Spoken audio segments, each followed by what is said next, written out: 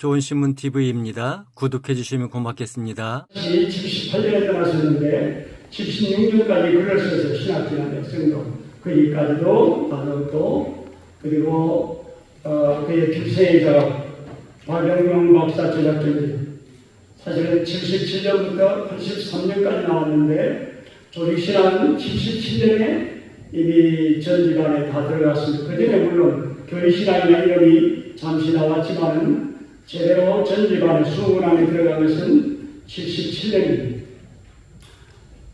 그 일을 잠깐 말씀드린 것은 박영명 박사 제작 전집 수문 출판위원장이 제 장인어른입니다.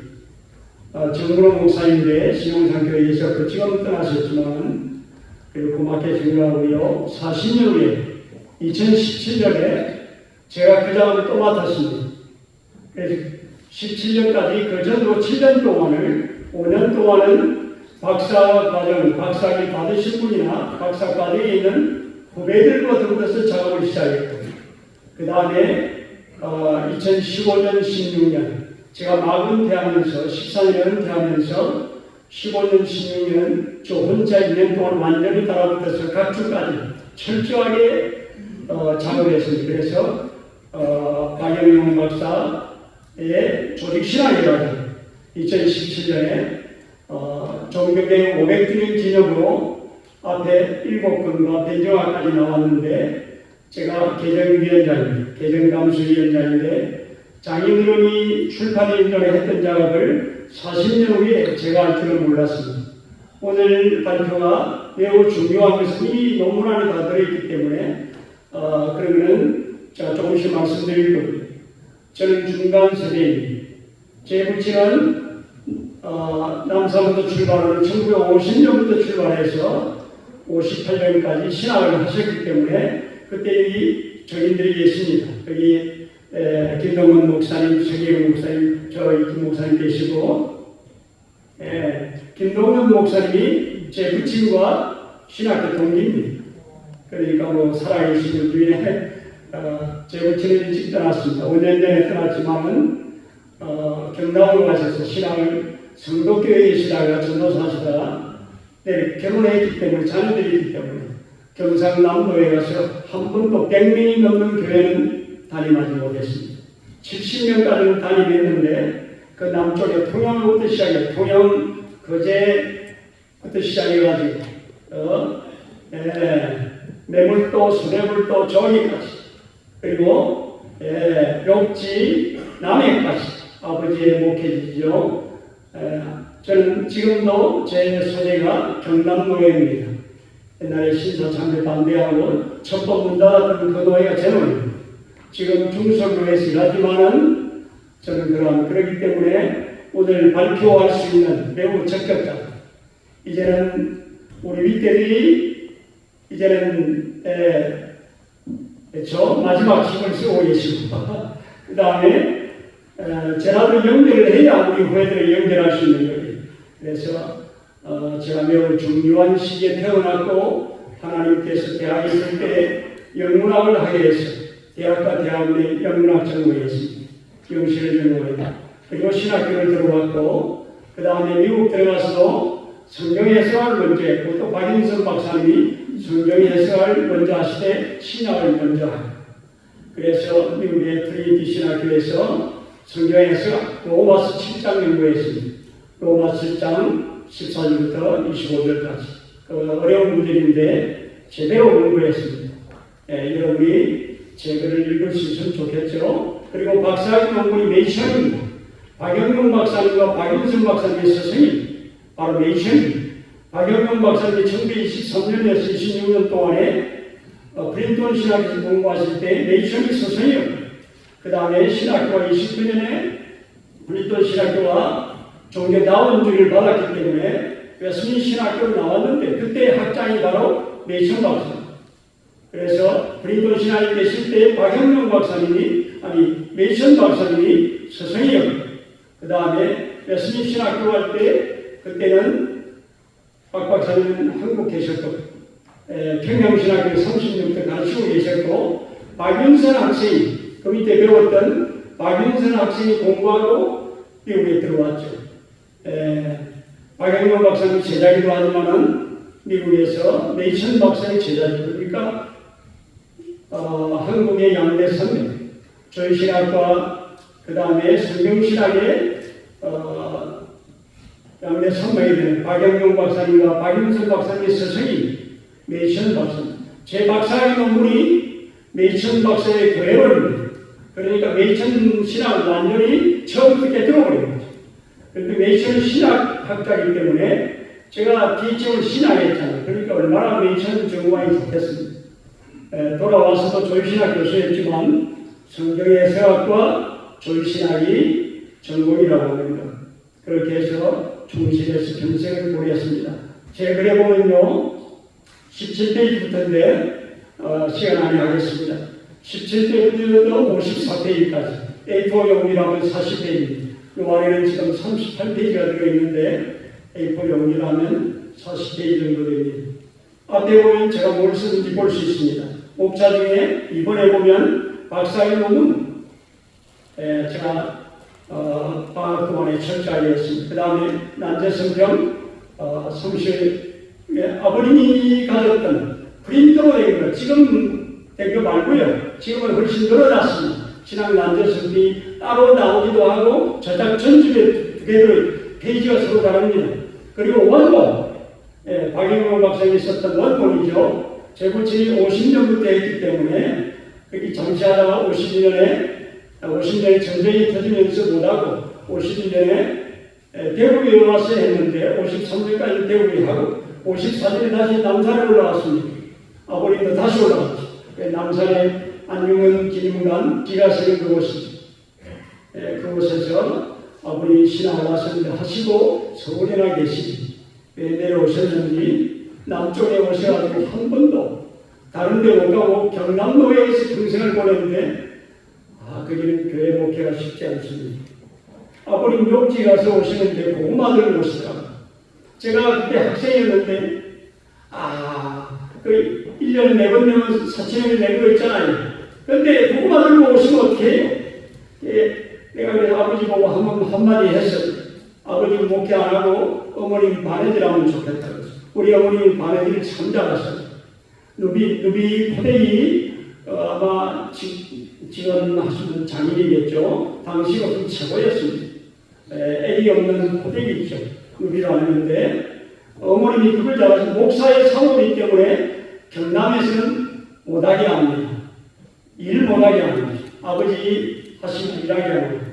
그래가지고 저는 어린 시절에 힘들었습니다. 목사 안 될까 그랬죠. 그렇기 때문에 대학 갈 때도 영문학을 했고 그 다음에 또 목사라고 할 때 봐서 대학원 시험에 바로 쳐서 바로 합격해버렸습니다.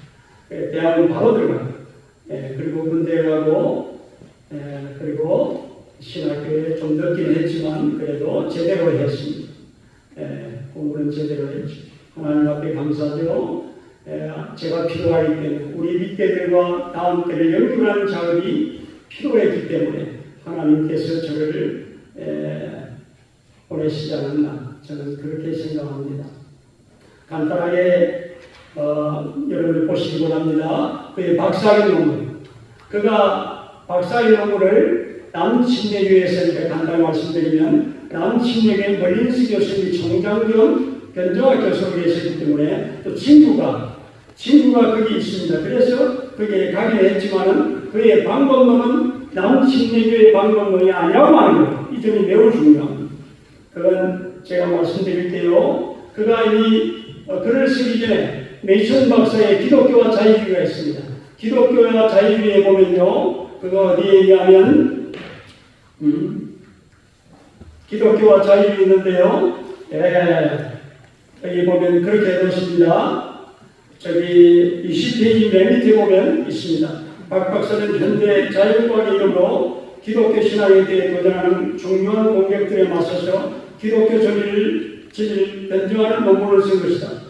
이것은 그의 스승인 네이션이 당시 독일, 유럽과 독일에서 크게 번사하여 교회를 공격하는 자유주의 또는 현대주의 또는 부자유주의 같은 거예요. 리버럴리즘, 마드리즘, 올드 리버럴리즘, 분리된 신약 사도에 맞춰 출판했던 기독교와 자유주의에 떠나던 방식과 매우 유사하다. 메이천도의 저서에서 제1장 서론하고 그 다음부터는 나머지 6장인데 2장 교리, 하나님과 인간, 성경, 그리스도, 구원, 교회를 다루는데 앞에 이미 서론에서 기독교와 자유주의가 왜 다른가? 자유주의는 기독교가 아니라는 거죠. 자연주의에 기초한 자유주의는 기독교가 아니기 때문에 그래서 제목이 기독교와 다르게 쓸 수 있기 그렇지만 기독교와 자유주의 아예 완전히 구분해버렸어요. 자유주의는 기독교가 아닌 거죠. 그렇게 해놓고 그 다음에 그런 관점으로 그러면 교리를 어떻게 보는지 자유주의 그 다음에 제3장 하나님과 인간을 성경을 어떻게 말씀하고 자유주의는 어떻게 말하는지 그 다음에 또 4장 성경 그 다음에 그리스도에 대해서 성경은 어떻게 말씀하고 자유주의는 어떻게 말하는지 하나는 깨우쳐 나갔습니다. 그것이 바로 메이천 박사의 방법론이지. 기독교의 교리를 정통교리를 먼저 말하고 그 다음에 주제별로 하나씩 비교해 나가는 기독교의 진리와 그 다음에 타 진리를 구분해내는 그것이 바로 여기 제가 쓴 게 있기 때문에 논문에 보면 그의 박사학위 논문도 바로 그럽니다. 박영명 박사는 그의 박사학위 논문에서 그의 박사학위 논문 그 제목이죠. 여기 보면 영문으로는 이미 있는 자연과학으로부터의 반기독교적 측면들 그는 자연과학을 비판하는 게 아니에요. 자연과학 안에는 자연과학의 팩트도 있지만 그러나 추론이 있다는 거죠. 사람의 생각이 들어가는 거예요. 과학적 진술만 있는 것이 아니고 거기에는 잘못된 추론들이 있다는 거죠. 또 특별히 거기에는 추론뿐만 아니라 반기독교적인 추론이 있다는 것이죠. 그걸 하나하나 가려내는 거죠. 그래서 성경이 이렇게 말씀하고 정통교리이 이렇게 말씀하는데 그리고 자연과학에서 이렇게 말하는데 그것은 추론이라는 거죠. 그러니까 팩트가 아니고 추론이라는 거죠. 그러니까 박영명 박사님은 자연과학을 비판하는 것이 아니고 자연과학이 안고 있는 그 추론 특별히 한 발로 나와서 반기독교적인 잘못된 것들, 추론들, 유추라고 부르기도 하는데 추론이죠. 그것들을 구분해내고 있다고 하는 것. 이 방법이 바로 다음에 1935년에 추가됩니다. 1935년에 보면요, 여기 보면, 여기 23페이지 가서 보십시오. 중간에 보면 이렇게 시작합니다. 신앙난제 성평 초판본이죠. 저는 그 얘기를 합니다. 따르면 전체 2번으로 되어 있습니다. 제1번은 1장부터 5장으로 되어 있고 302페이지고 제2번은 6장부터 9장으로 되어 있고 지금은 박영명 박사님 제작 전집에 실린 것과 따로 나온 것은 좀 더 깁니다. 700몇 페이지입니다. 그러나 초판본을 두고 말합니다. 그래서 이거를 전체 581페이지인데 1권의 내용은 보십시오. 제1장 정통신학을 먼저 설명하고 그 다음에 정통신학과 다른 신신학에 대해 설명하되 정통신학과 무엇이 다른지 첫째로 성경관이 뭐가 다른지 둘째로 교리가 뭐가 다른지 그 다음에 신관이 뭐가 다른지 저기 13번 영벌과 지옥 문제 자유주의는 어떻게 다루는지 성경은 이렇게 말하는데 자유주의는 이렇게 말합니다. 그러니까 사람들이 읽고서 확실하게 알 수 있도록 그렇게 했어요. 그 다음에 3장은 슐레마흐 그런 자유주의 신학이고요. 자유주의 신학 여러분이 보십시오. 그 다음에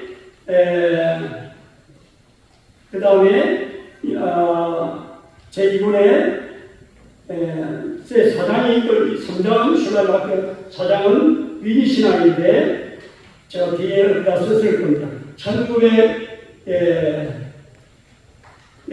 19년에 발대에 로마서 출신이 나왔습니다. 그 기점으로 해가지고 그 전에 그 신학을 자유주의 신학, 그 다음에 그 이후의 신학, 로마 출신 이후의 신학을 우리가 신신학, 신정통이라고 부르는데 그 점을 여러분에게 이미 24페이지 보면 제가 설명을 했습니다. 그리고 바로 이 내용, 똑같은 한국인 접근 방식인데 24페이지 보십시오. 거기 여러분한테 제가 설명을 해드렸습니다. 논문에 썼던 그 방식을 그대로 이미 거의 신학 난제성패에다가 했다고 합니다. 그 점을 제가 말씀하고요. 이제 이것이 바로 정교 목사님이 어떻게 영향을 미쳤는지, 여기 51인 진정선일 때 1941년에 51인 진정선일 때 24페이지 밑에 보면 여기 나옵니다.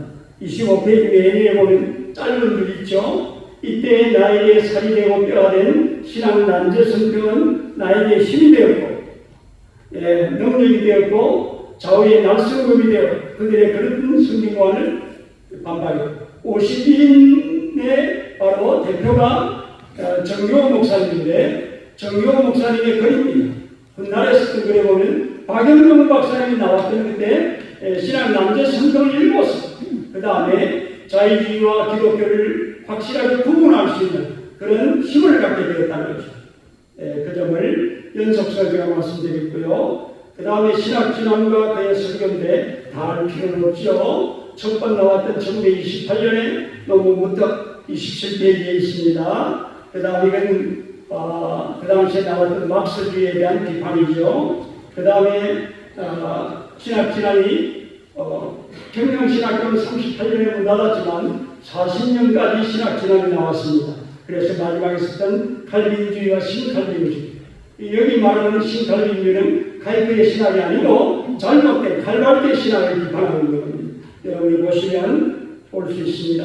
원래대로 우리가 칼빈이 가르쳤던 그 신학의 자리에 서야지 그걸 다르게 새롭게 하거나 그렇게 할 수 없다는 것이죠. 그 다음에 다른 거 있지만은 우리 신화의 전통에 대해서 청교도적 개혁주의 장로에 있는 여러분이 보시면 됩니다.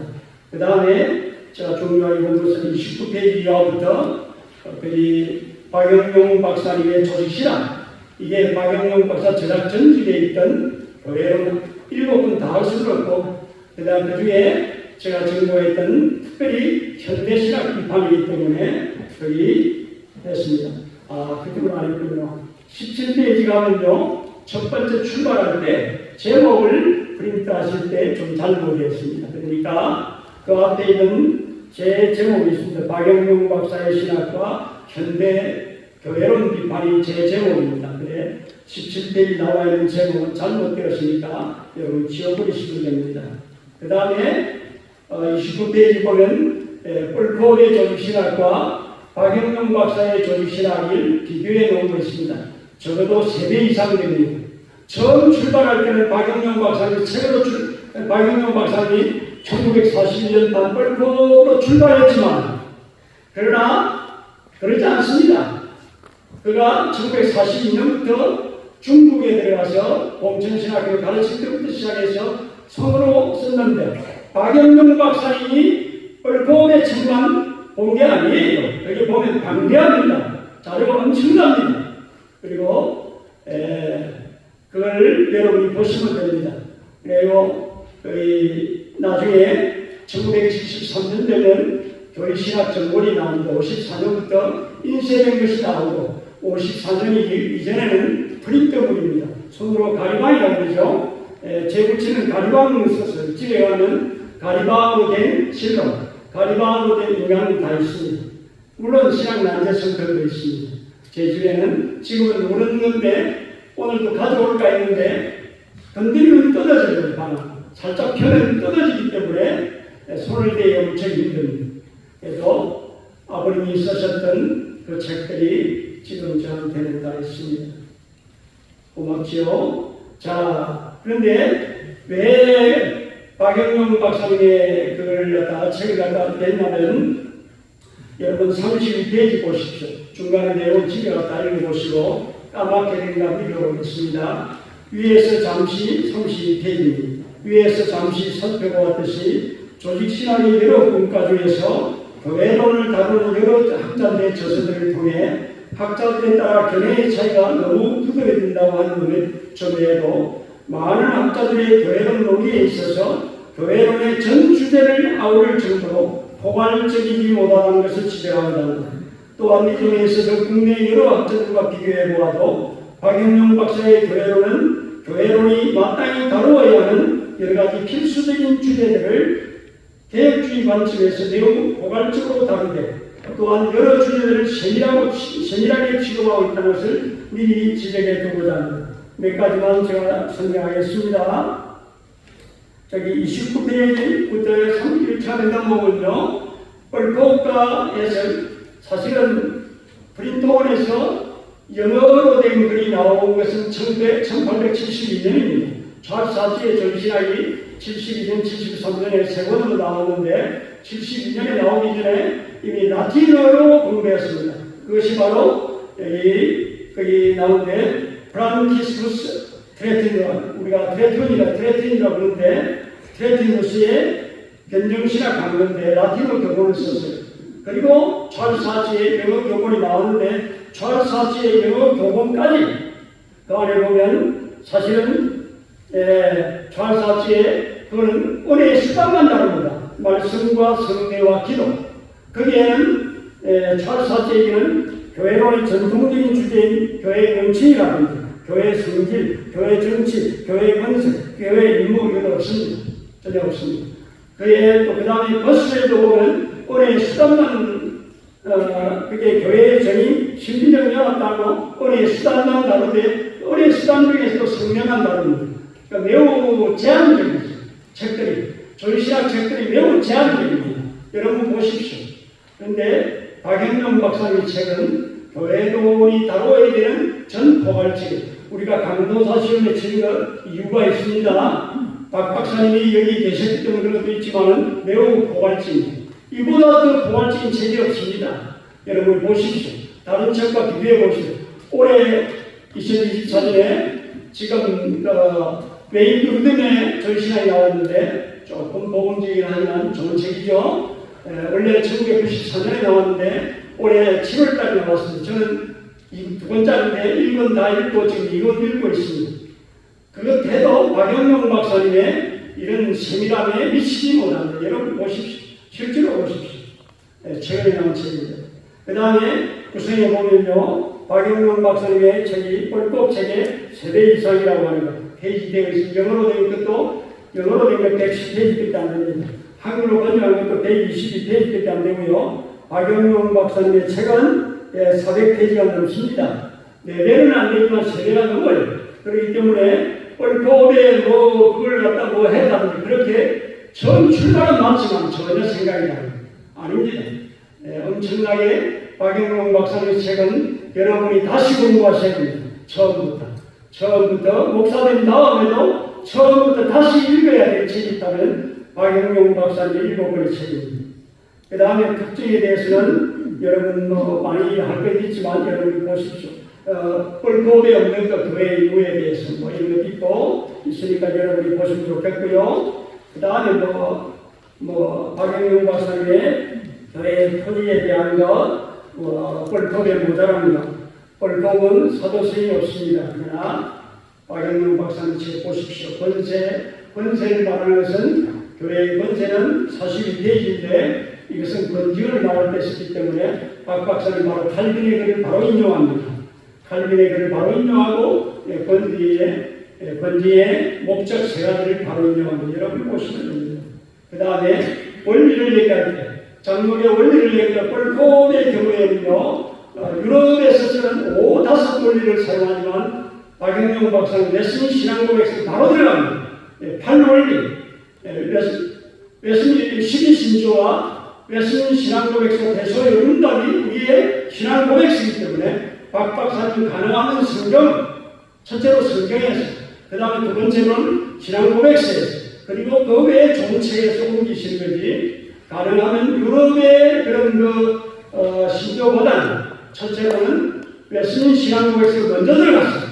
그래서 웨스민 신앙고백서 우리에게 뭐라고 말하는지 그걸 말씀하고 있다는 것 여러분이 보시면 됩니다.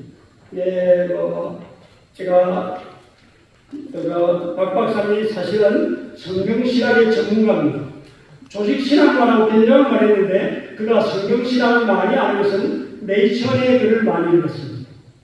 1912년에 나온 이미 그의 논문, 이미 대본은요, 그 당시에 나왔던 하르나기 깜짝 놀라는 하르나기 박영용 박사님의 1912년에 글을 읽고 1913년에 대응하는 글을 썼는데, 놀랄만하다. 그런 글들이 있는데, 제가 일일이 다 여러분에게 설명할 수 없고요. 53페이지에 가면 하르나기에 있습니다. 그것이 1912년에 글이 1922년에 바울 종교의 기본. 이 당시의 종교라는 말은 19세기, 21세기. 찰스 하지의 그의 글에 비하면 종교라는 말은 페이스와 같습니다. 신앙. 바울 신앙의 기본. 종교라는 말은 지금은 좀 낯설지만은 김세인 교수가 1982년에 바울 거기에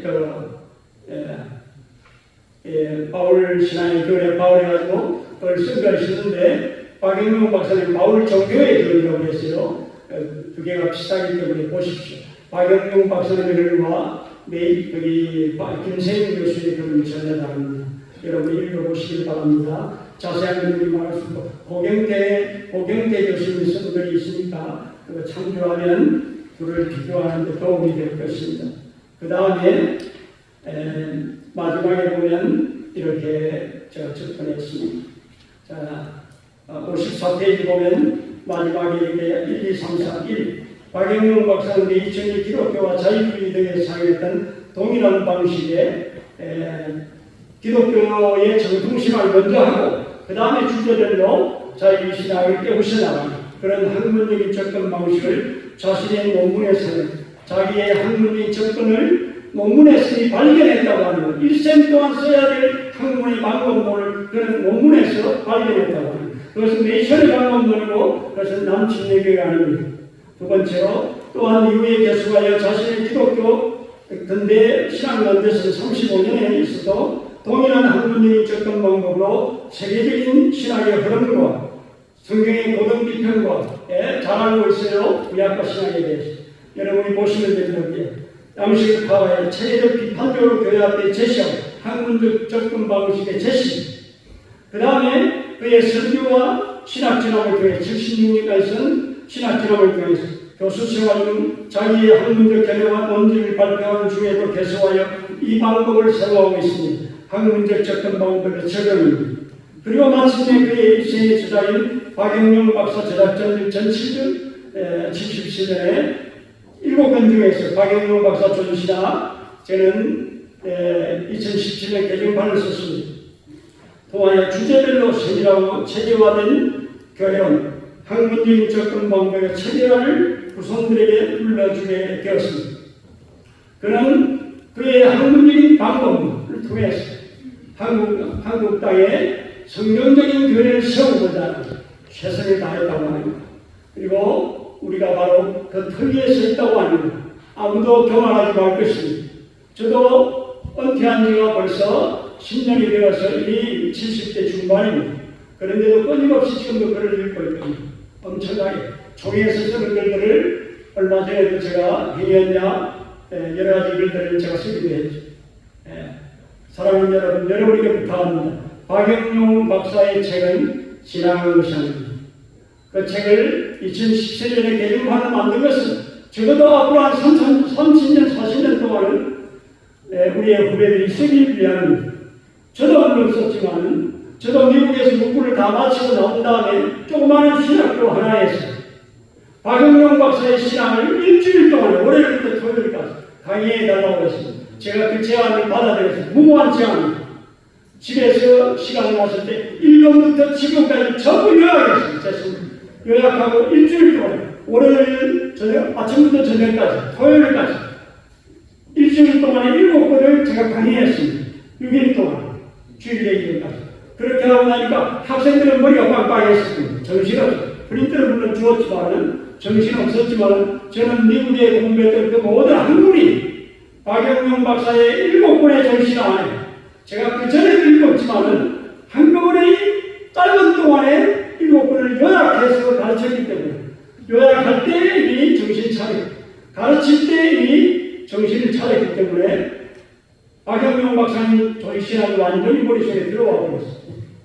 그리고 총신에서 평생 가르칠 때 이 터 위에 다른 책을 내가 무지하게 읽었지만 제가 성경신학을 했기 때문에 미국의 역사에 대해서 미국의 역사, 미국 장로교의 역사, 미국의 공부한 일이 제가 만으로 11년, 해수로 12년에 있었습니다.